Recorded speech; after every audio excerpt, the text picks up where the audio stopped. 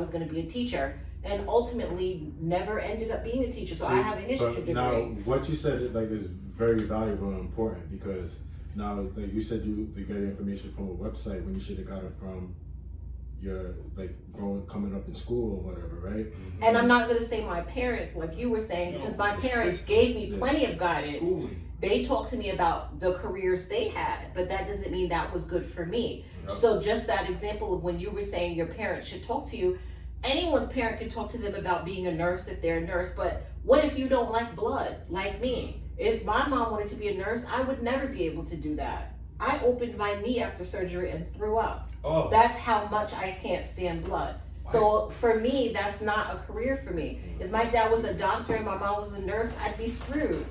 You see what I'm saying? So just because your parents can provide guidance about their careers doesn't mean that's what ultimately you're gonna do. Well, okay, now see, this is what the point I was trying to make. But and I'm gonna touch on my number one is the economy. Okay. And that's the most important issue in America to me.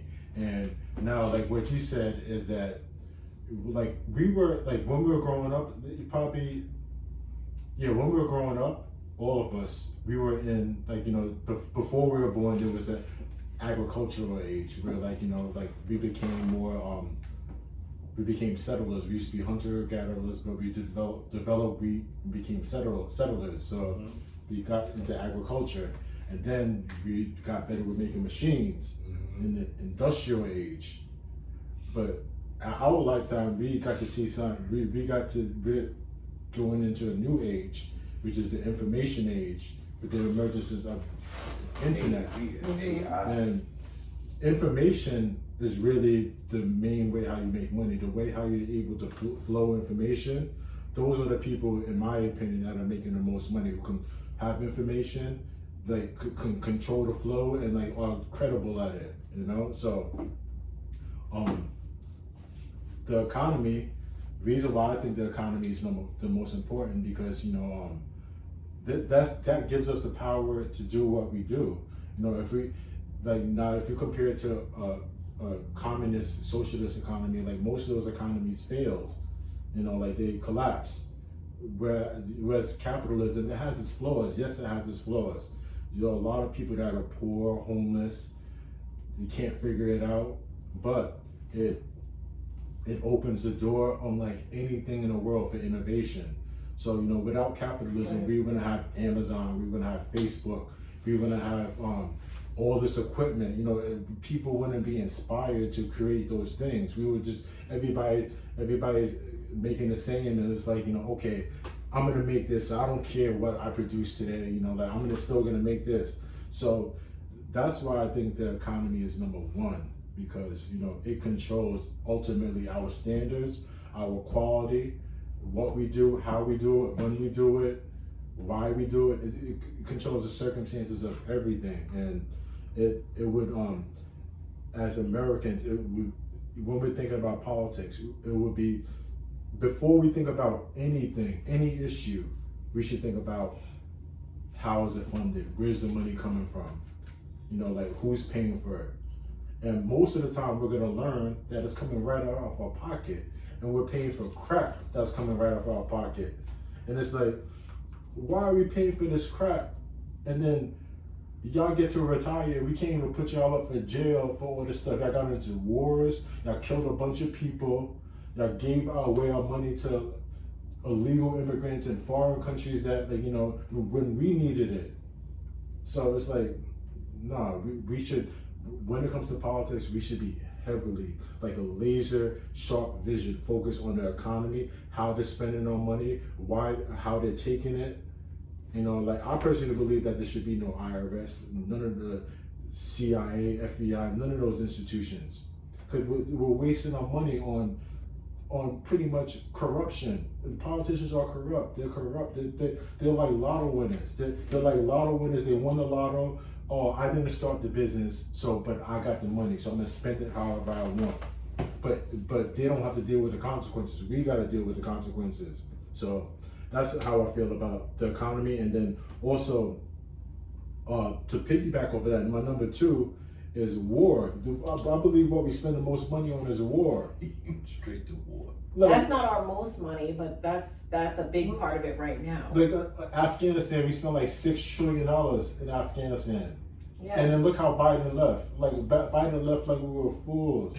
He embarrassed us how we left. But you guys, He pulled Bush us got out. us into it though. Right, thank you. And it was an Thank inside you. job. I didn't support Bush. You gotta. I didn't support You Bush. didn't have, but you're Republican. No, I'm not. I'm a Trump supporter. Pause. I like Oh, Trump. right. Aren't you a registered Republican? No, No, you I'm have actually independent. You. Oh. Trump is the only reason why I voted for. So what happens when he's not running? Then what are you gonna see, do? I like I personally I like RFK. On the Republican side, I like Vivek Ramaswamy. He's not gonna get the nomination. First of all he does is stutter, and he's Who, what's about RFK? He He's, and then he's like pulling out his chest on television. That's not We just appropriate. playing, y'all. That's not appropriate for a man who is trying to be in public office. Yes, obviously at times he's got to swim and he's got to do the things he's got to do, but he doesn't need to be pulling his chest out on television. He also doesn't need to be stuttering and making What's wrong with comments the about phone? races, making comments about different races that are inappropriate. He also, sure, no problem. He's also said some pretty damaging things that are just not. about I COVID. think He's mainly been talking about COVID. he's irresponsible, talking about how he said something about how he doesn't think the vaccines are necessary or something like that. Do you My think they thing- were necessary? I'm not even gonna get into that because there's always gonna be somebody who thinks they're not. I feel that they've been helpful. I have never had COVID, never once. Okay, but what I mean was it necessary? Was it forced? And it actually helped my body. I'm not gonna get into any, not to be too graphic, but it got my cycle regular. And that's something that a lot of women reported. At first, they didn't want to believe that that was something that could happen, but it did.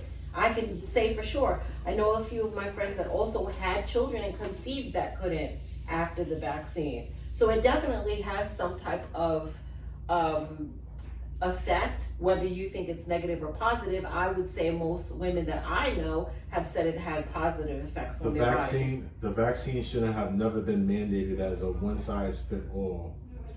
It was. Nobody can have that because everybody's bodies are different, right? But just like you had to get vaccinations when you go to school, those vaccinations were one size fits all. They're not making different vaccinations for people just to make sure that it works for you. And anybody could have a reaction. There's some kids that can't get vaccines. Those vaccines had longer testing, and if parents didn't agree with it, they could take them out of the school and put them in a private school. So there was more option with the COVID vaccine. But COVID vaccine wasn't mandatory for kids for school. But it was mandatory for adults. Which is even worse. It was mandatory for some adults. It depends on the job you had. It was My job didn't make vaccination mandatory. But They only said that if you don't have it, that you couldn't come to the office at a certain time when it was still at its height. And then, who was mad at that? They got to work from home. In fact, I thought that was not fair because those people who are choosing not to get vaccinated get to be home and work from home, whether you look at that as an incentive or not. For me, that's an incentive. They got to stay home months after everybody else had to return to the office because they decided they didn't want to get vaccinated. So it depends on your industry. Now, yes, people who were like nurses and stuff like that, if they weren't, they were losing their jobs. So I can see why people are mad about that, but why wouldn't you want somebody in the healthcare industry who's constantly exposed to someone else leaning over you and taking care of you who isn't? If that's what you want to do, fine, but they I think at this made the point, decision to not have a job then. but I think and it was unfortunate because when there was no vaccine when it first happened, the police officers, the firefighters, the nurses, they were on the front lines helping these people that got sick.